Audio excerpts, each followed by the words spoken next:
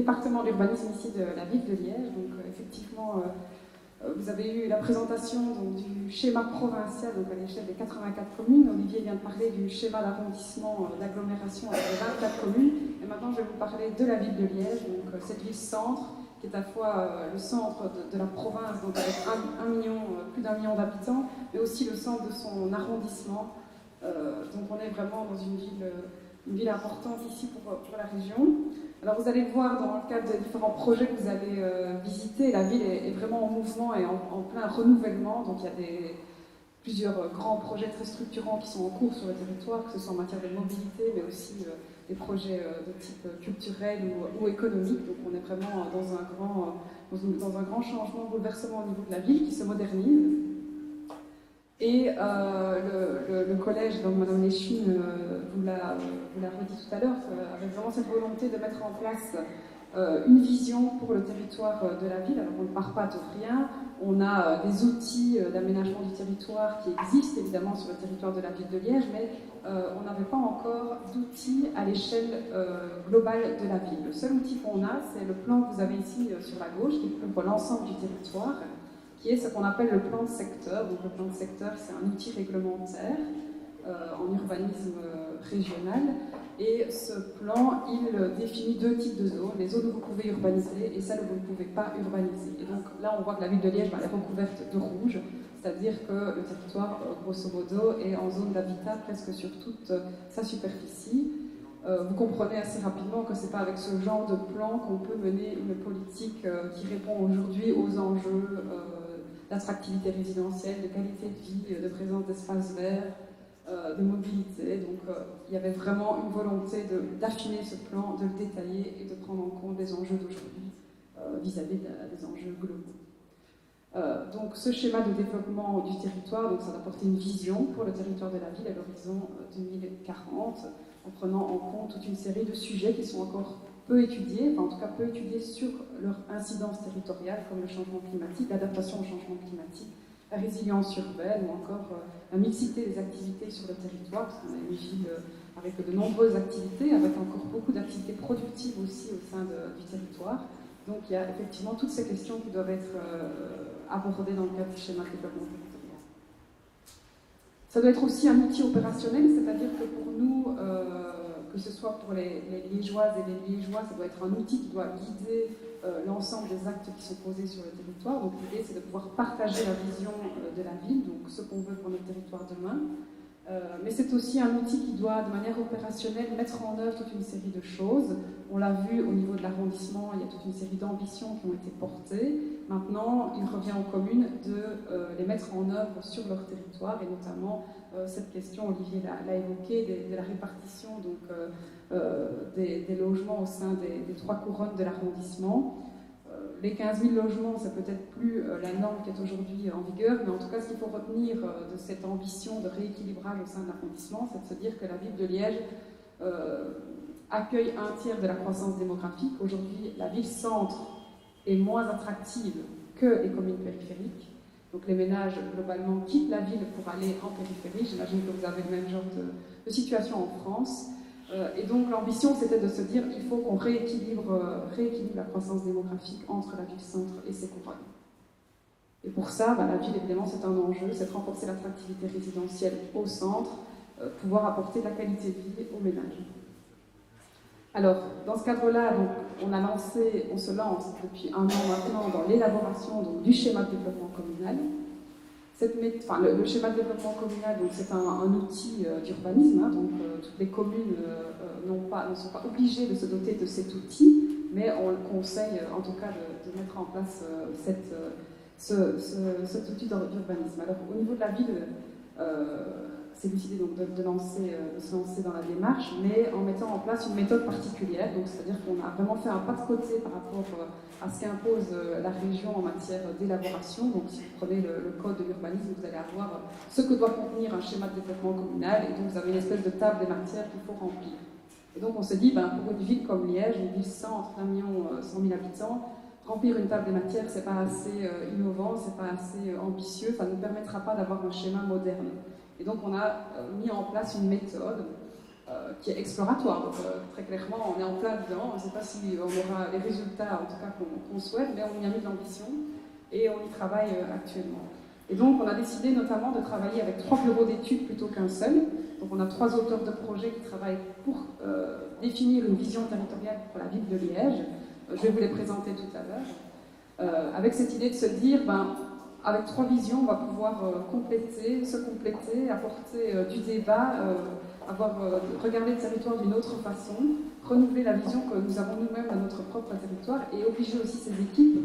Donc c'est pas un concours entre ces 3 équipes, c'est vraiment un dialogue collaboratif. Donc l'idée c'était qu'elles se challengent aussi les unes les autres et qu'elles se renforcent.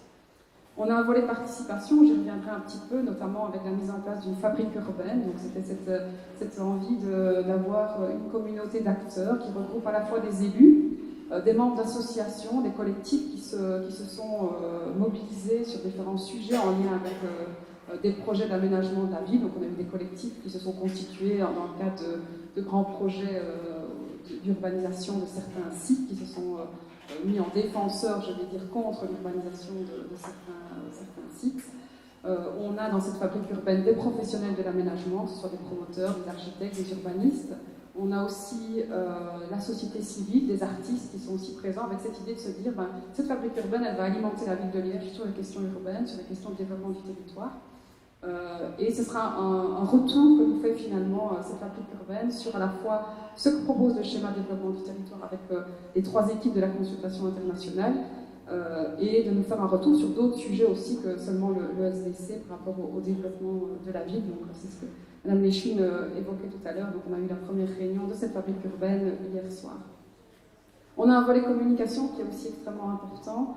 Donc on a mis en place un blog qui permet aux Liégeois et aux Liégeoises de suivre l'évolution du schéma de développement communal en se disant que c'est aussi extrêmement important que chacun puisse se tenir informé de l'élaboration de cette vision puisqu'elle doit être partagée et qu'il est extrêmement important que chacun puisse comprendre les enjeux qu'il y a derrière aussi ce type de démarche.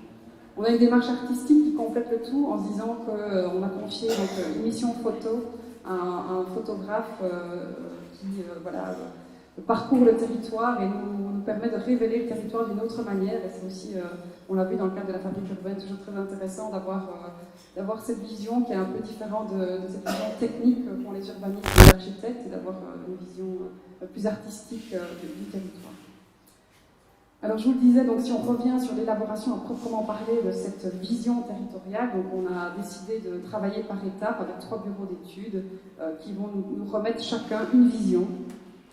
Ensuite, la ville aura le travail d'en faire la synthèse. Donc, que veut-on retenir pour notre projet de territoire? Je retiens ceci de telle équipe, je retiens ça de telle autre équipe, et on en fait une synthèse. Alors, ici aussi, pour vous dire que, je vous disais, donc c'est une démarche exploratoire, c'est un processus qu'on a voulu ambitieux, et donc on s'est fait aussi accompagner dans le cadre de cette démarche par des experts. Donc on a notamment Oriol Plos, qui est l'ancien architecte en chef de la ville de Barcelone et qui a travaillé aussi à Lille Métropole, il était directeur de l'agence d'urbanisme de Lille Métropole, qui nous accompagne sur tout le processus, le volet études, puisque il faut piloter les 3 équipes, s'assurer qu'on chemine bien en parallèle. Et donc il a un regard qui est toujours intéressant pour nous par rapport aux productions et par rapport au processus. Donc voilà, il a un peu ce grand témoin dans le cadre de cette démarche. Et puis sur la participation, on est accompagné d'un trio français, partie prenante, qui nous accompagne sur tout le volet participatif. Et c'est vraiment intéressant parce que ce sont des urbanistes qui font de la participation dans le cadre de projets territoriaux. Donc on est vraiment sur une participation qui s'adapte aux spécificités des projets complexes, qui sont des projets d'urbanisme. Donc quand on doit discuter, faire comprendre, faire passer des messages, c'est extrêmement compliqué. Et donc leur conseil était vraiment très précieux pour nous. Donc c'est avec eux qu'on a pu mettre en place la fabrique urbaine, le panel citoyen dont on parlera tout à l'heure. Alors pour revenir très rapidement sur la consultation, donc, au niveau de la ville, avant même de lancer le marché, nous avions identifié les grands enjeux pour notre territoire.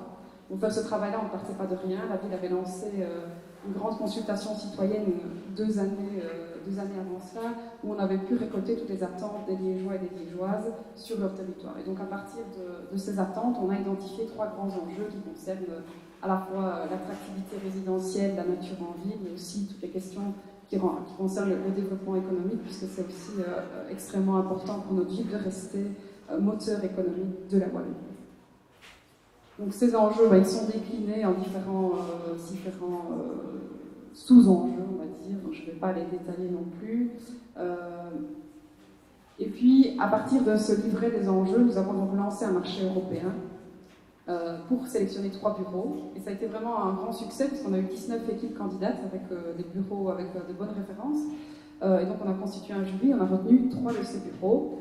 Ce que je préciserai aussi, c'est que dans l'appel d'offres, on leur demandait de ne pas être des bureaux généralistes, c'est-à-dire qui étudient tous les sujets du développement territorial. On leur disait, choisissez un enjeu et allez-y à fond. Et on ne traitait pas les autres, on traitera avec d'autres équipes. Et l'idée, ce sera de chacun, avec votre angle d'attaque différent, de se combiner. Et donc c'est ce qu'on a fait. Donc on a choisi 3 équipes. La première, c'est une équipe liégeoise d'architectes urbanistes qu'on appelle l'équipe Bowmans de Fait, qui travaille la question d'aide du logement, donc la spatialisation de l'offre en logement sur le territoire, avec la question de la zéro artificialisation, donc comment localiser 15 000 nouveaux logements dans la ville de Liège sans artificialiser de nouvelles terres. Donc voilà, je ne vais pas détailler leurs travaux, mais donc c'est une analyse qu'on appelle au grain fin. On a l'équipe de Michel Delving, que j'imagine que vous connaissez, l'agence parisienne Michel Delving Paysage, qui travaille, lui, à la mise en place d'une structure verte sur l'ensemble du territoire de la ville. Donc il identifie les différents archipels verts du territoire et cherche à les relier pour former cette charpente paysagère, ce qu'il a fait dans le cadre du Louvre, Lens, etc. Donc il met en place ici à l'échelle globale de la ville. Et puis on a l'équipe de l'AUC, donc emmenée par Jamel Clouche, qui travaille avec nous sur plutôt la mixité des activités dans la ville, et donc ils sont très attachés justement à toutes ces questions de la ville productive, comment aujourd'hui on peut continuer à accueillir des activités dans la ville tout en ayant une bonne qualité de vie dans le quartier. Ici, simplement pour vous dire que voilà, le travail des équipes, on l'a articulé en 4 phases, on est en train de terminer la 2e phase, on travaille à plusieurs échelles, donc on travaille parfois à l'échelle globale de la ville, et puis là on est dans une phase où on leur a attribué des sous-zones, on va dire, simplement pour affiner leur vision et les obliger aussi à se confronter un peu aux réalités plus spécifiques, plus locales du territoire de la ville, avec l'idée de terminer leurs travaux ici au printemps prochain. Donc, quelques questions qui se posent, je veux dire, actuellement par rapport à leurs travaux, c'est effectivement la question des 15 000 nouveaux logements. Il y a évidemment une dualité. Est-ce qu'on les met plutôt dans la vallée, qui est déjà densément peuplée, mais qui est connectée, qui est bien connectée, ou est-ce qu'on les met plutôt sur les plateaux? 15 000 nouveaux logements sans artificialiser de nouvelles terres dans une ville-centre comme Liège, est-ce que c'est encore possible? Que faire de nos zones d'activité économiques et ou commerciales monofonctionnelles? On a encore des grands tissus, notamment commerciaux en périphérie. Qu'est-ce qu'on en fait demain? Quelle place pour les activités productives? La chaîne des parcs telle que proposée par Michel Delving, est-ce que c'est effectivement ça qui fera revenir ou fera rester les ménages en ville? Et quelle place pour l'eau dans le projet de territoire? Ça, c'était aussi pour nous central dans les réflexions, puisque nous sommes traversés par 3 cours d'eau, donc la Meuse, l'Ourthe et la Vesdre. Alors, un mot sur le volet participation. Donc, je vous disais, on a mis en place cette fabrique urbaine. Elle a eu son premier atelier hier avec donc des professionnels de l'immobilier, des architectes, des acteurs économiques et du commerce, des professionnels de l'enseignement en lien avec les thématiques du schéma de développement du territoire, des opérateurs de mobilité qui sont représentés, des groupements citoyens ou d'intérêt, des relais de personnes peu entendues, donc ces travailleurs sociaux qui sont aussi représentés, des membres des commissions consultatives, donc ça ce sont des organes qui existent déjà au sein de la ville et qui sont là pour qui remettent des avis dans le cadre de projets d'urbanisme, etc. Donc ça c'est quelque chose qui existe déjà au niveau de la ville. Il y a des élus et il y a aussi des membres de l'administration qui sont présents dans le but de pouvoir avoir une scène de discussion, parce que c'est aussi quelque chose qu'on avait remarqué ici à Liège, c'est que finalement on n'avait pas un espace de dialogue sur les questions de développement urbain.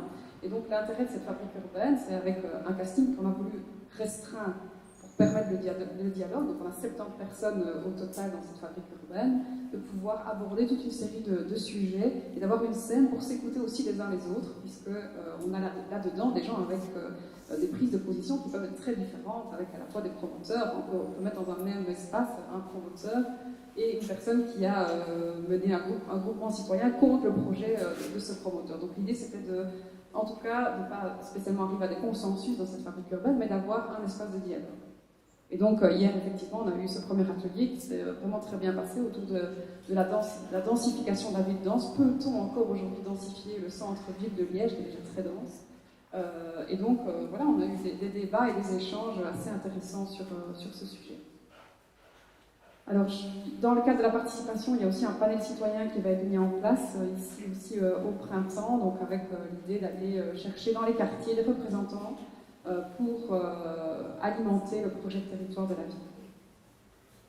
Sur la communication, en bref, donc je vous l'ai déjà dit, donc, on met en place un blog qui, voilà, à l'aide de vidéos, d'articles, commente, documente l'élaboration du schéma de développement communal, permet à chacun de se tenir informé d'où on en est, ce qu'on est en train de faire, ce sur quoi on est en train de pencher pour le moment.